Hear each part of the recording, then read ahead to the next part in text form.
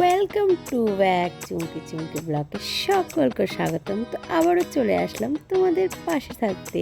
তো আজকের ব্লগটা হচ্ছে একদম মজাদার, সারাটা দিন রবিবারের দিক ঘুরে বেড়াবো শুধু। আর হ্যাঁ, কোথায় যাচ্ছি ঘুরতে জানো, সবটাই তোমাদেরকে বলবো। প্রথমে এই রাস্তাগুলো দেখো, এইখানে আসা প্রায় আমার 5 বছর হয়ে গেল। আর রাস্তাগুলো দেখে সত্যি বলছি আমার খুব মন খারাপ লাগছিল। কি বলতো, যখন আমি পার্লারের কাজ শিখতে আসতাম তখন কিন্তু আসতাম, তার জন্যই মনটা খারাপ হয়ে গেলো। আর অনেক দিন পর এসেছি। আর হ্যাঁ, এটা হলো আমার ফ্রেন্ড, মানে বেস্ট ফ্রেন্ড। আর যাই হোক, অনেক দিন পর দেখা হলো আর একসঙ্গে ঘুরতে বেরিয়েছি। আর কোথায় ঘুরতে যাচ্ছি আর মানে সবটাই বলবো কি কি করেছি।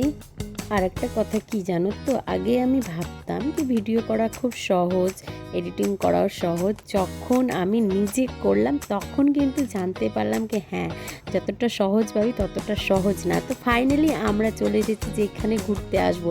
তো এটা হচ্ছে সাগরদিঘি, যেটা হচ্ছে একটা ভাইরাল জায়গা, মানে প্রচুর প্রচুর পরিমাণে ভাইরাল হয়েছে। আর এখানে দেখো দূর দূর থেকে লোক ঘুরতে এসছে। আর আমি প্রথমবার এসে জাস্ট অবাক হয়ে গেলাম, এত সুন্দর একটা জায়গা আমাদের সাগরদিঘিতে লুকিয়ে আছে। আর সাগরদিঘিটা কোথায় আছে জানো, রামকেল যেতে সাগরদিঘিটা পড়ে।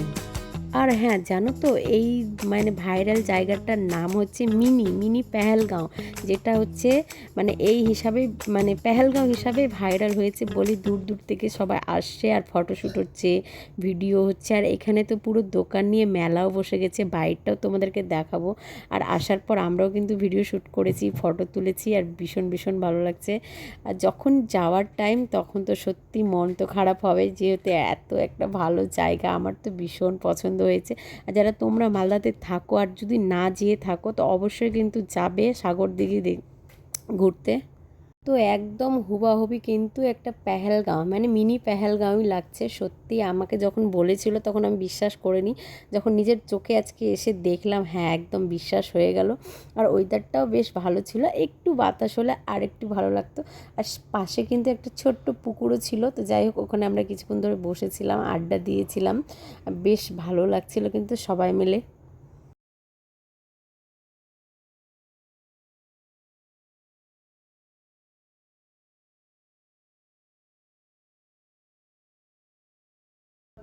আর জানো তো, রবিবার মানে কিভাবে সময়টা কেটে যায় নিজেও বুঝতে পারি না। তো আজকে মাম্মাম কিন্তু এসেছে, বিরু আসতে পারেনি যেহেতু বিরুর প্রাইভেট ছিল। বিরু খুবই কমই ঘুরে আমাদের সঙ্গে, যেহেতু ওর প্রাইভেট থাকে, তার মধ্যে স্কাউটে যায়, তো খুবই কম সময় দেয় আমাদেরকে, সময় দিতে পারে না বিরু একদমই। তো যাই হোক, সময়টা দেখতে দেখতে পার হয়ে গেল। তো এখন হচ্ছে আমাদের বেরানোর পালা, যেতে কয়েক জায়গা আর একটু ঘুরবো রামকেলের মধ্যে, দিয়ে ঘুরে টুরে বাড়ি যাব। তো সন্ধে লেগে আসছে আর মাম্মাম কিন্তু প্রচুর মন খারাপ করে নিয়েছে। মাম্মাম বলছিল আরও কিছুক্ষণ থাকবো। কিন্তু সব জায়গায় গেলে একটাই বায়না, ফুচকো খাবো। তো মামামকে এখানে ফুচকো খাইয়ে দিয়ে আমরা চলে গেলাম একটা পাশে মন্দির ছিল, একটু মন্দিরের দর্শন করব রাধারানীর আর গোবিন্দর। তারপরে কিন্তু আমরা বেরিয়ে যাব বাড়ির জন্য। আর সন্ধে লেগেই পড়েছে, এখন কিন্তু সবাই মিলে আমরা বেরাবো। তো দেখো, যেতে যেতে কিন্তু হচ্ছে তোমাদের দাদাভাই আমাকে নতুন ফল খাওয়ালো, তারকুল। তারপরে কিন্তু আমরা রাত্রে খেয়েছিলাম হচ্ছে ঘুগনি, চপ, পেঁয়াজি। যাই হোক, এগুলো খাওয়া দাওয়ার পর কিন্তু এখন আমরা কটা বাজে, প্রায় 8টা বেজে গেছে। আর এখন হবে বাড়ি যাওয়া।